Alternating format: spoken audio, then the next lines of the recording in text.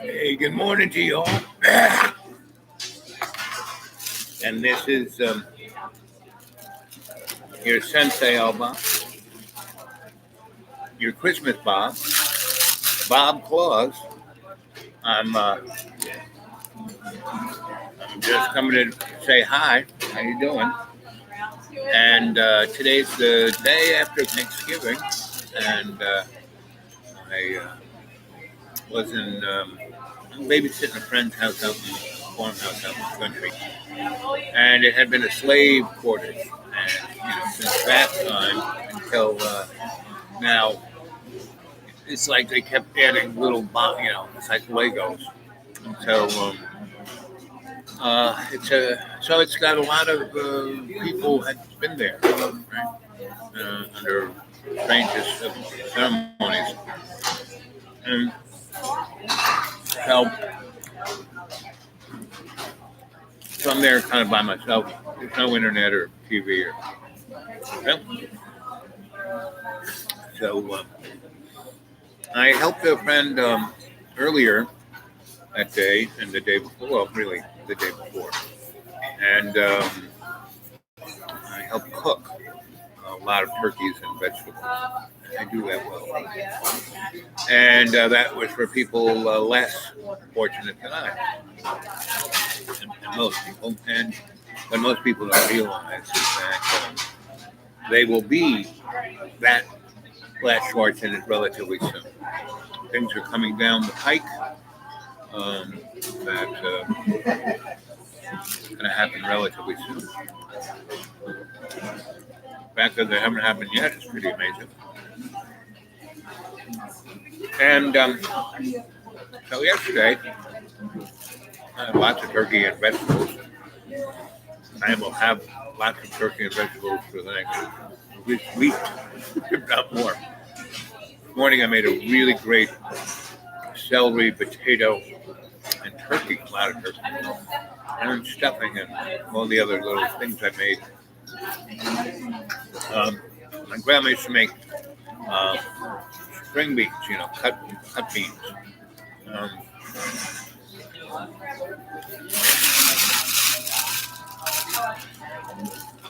And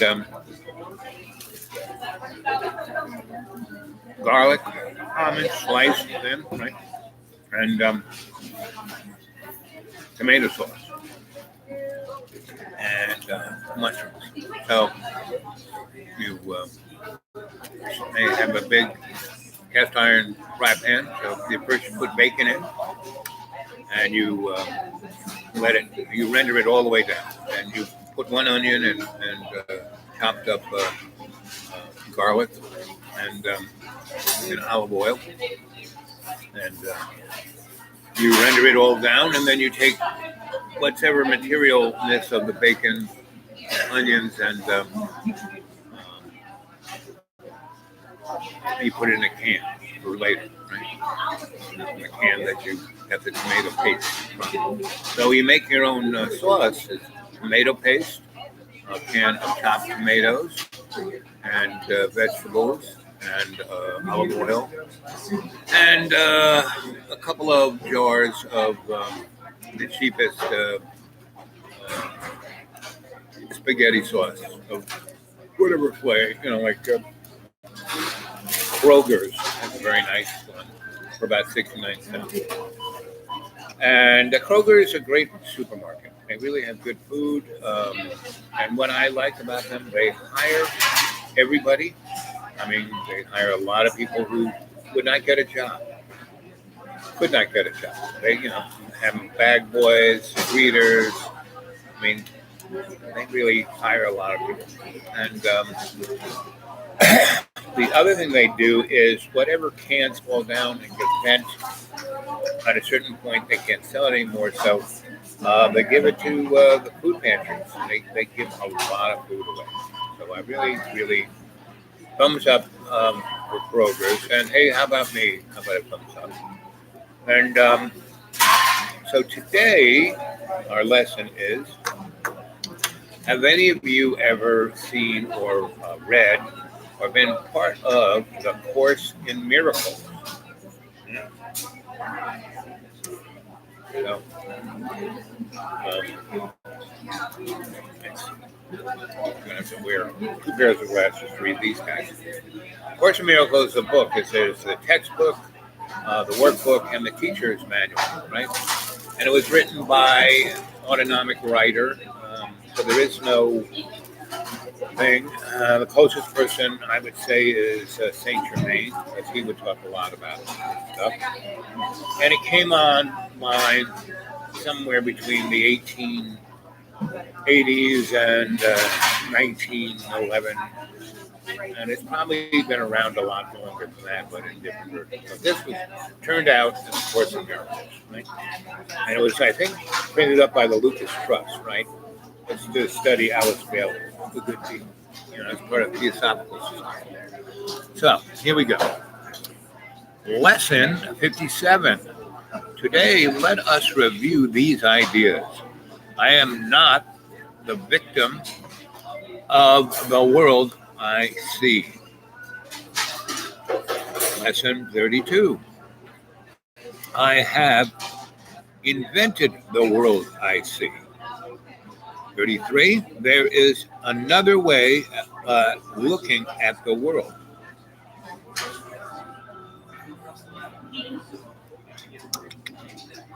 Let's see. I could see peace instead of this.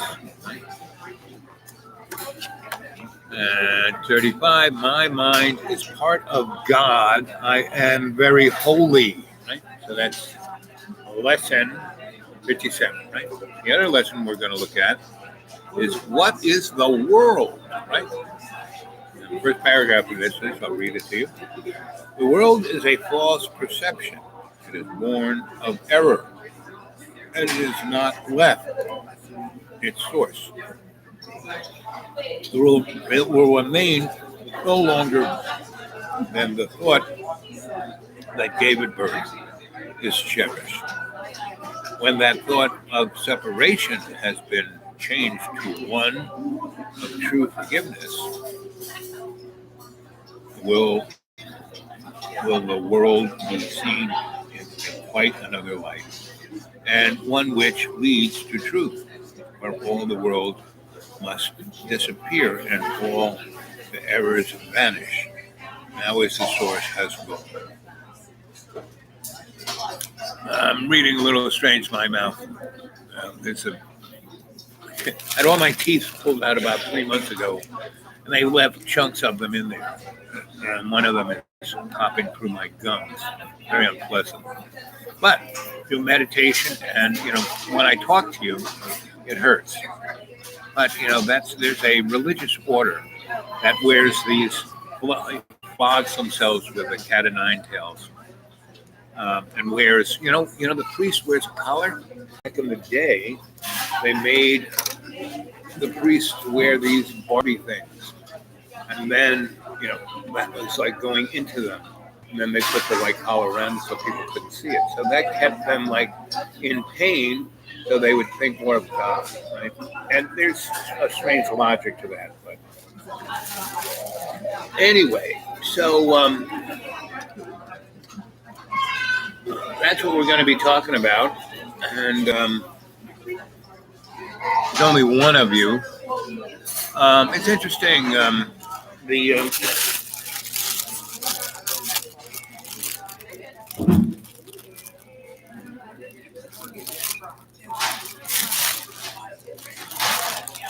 Anyway, the algorithms, there's only one of you.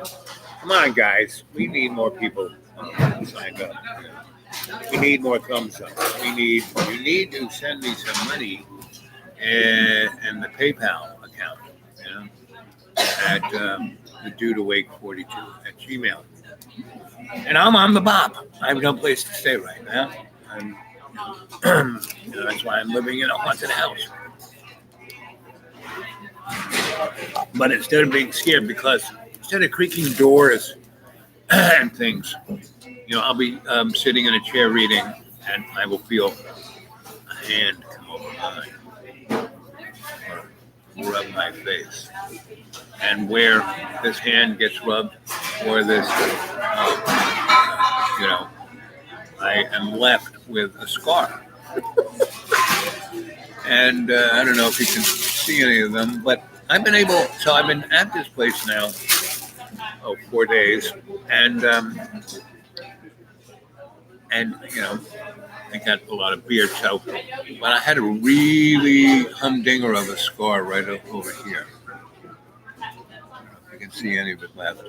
And I had one on my hand, and this is last night. This is just from something going this, right? And that was like, I looked down. I mean, the only reason I realized this was that I felt wet.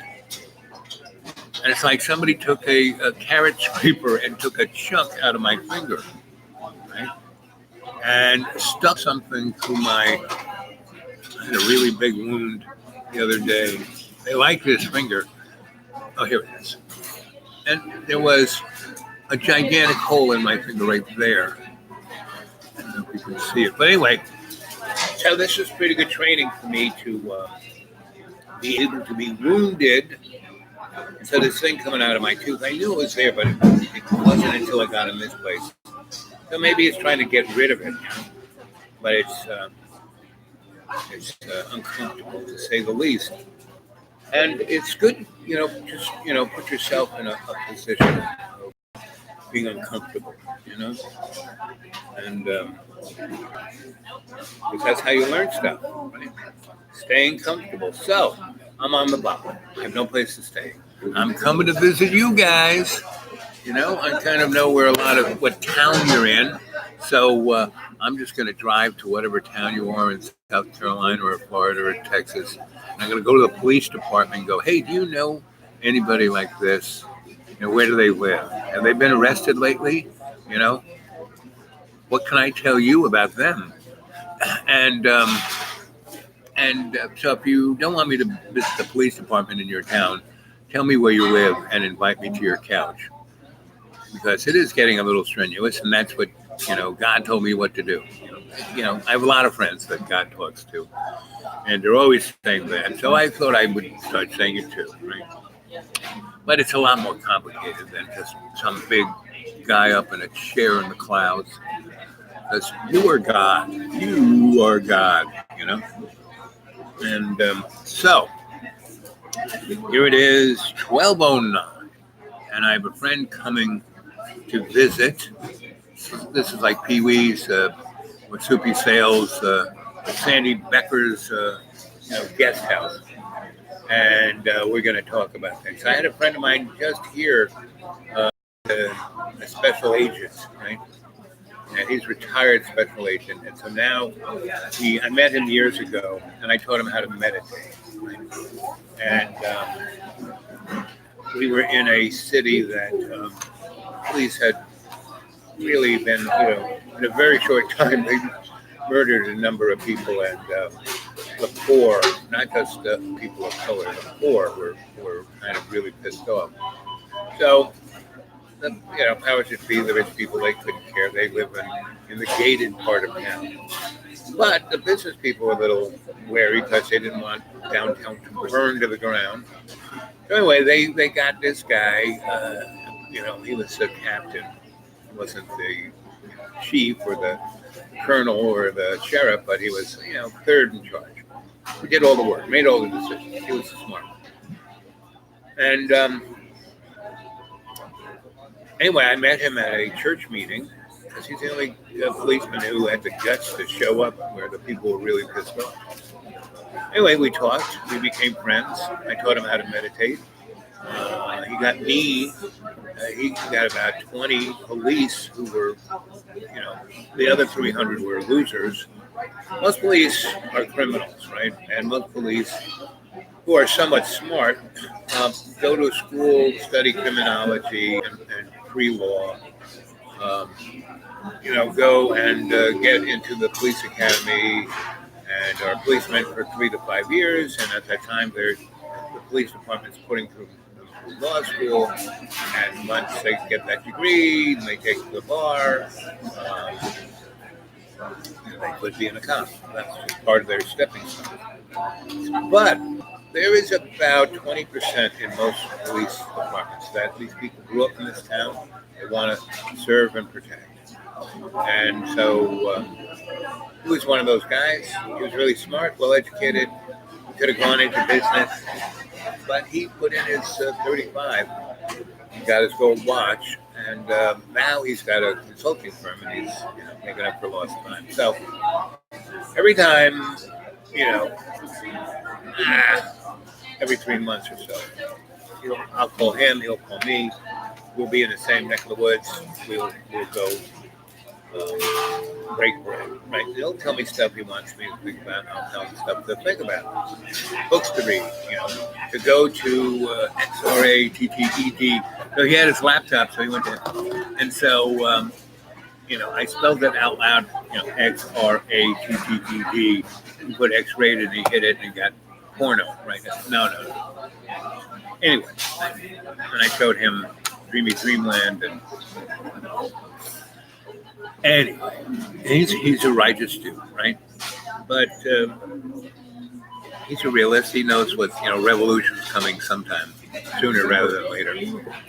But he's trying to do his best and make a living for his family and take care of business. So now, if everybody was kind of like him, it would be all right. But they're not. Anyway, it's now 16 minutes. So in 20 minutes, I'm going to get off and look at other things, and I'll be back around 1 p.m., right? So spread the word, gang. 1 p.m., okay? Actually, since there's only one of you, I'm only going to go now. Okay.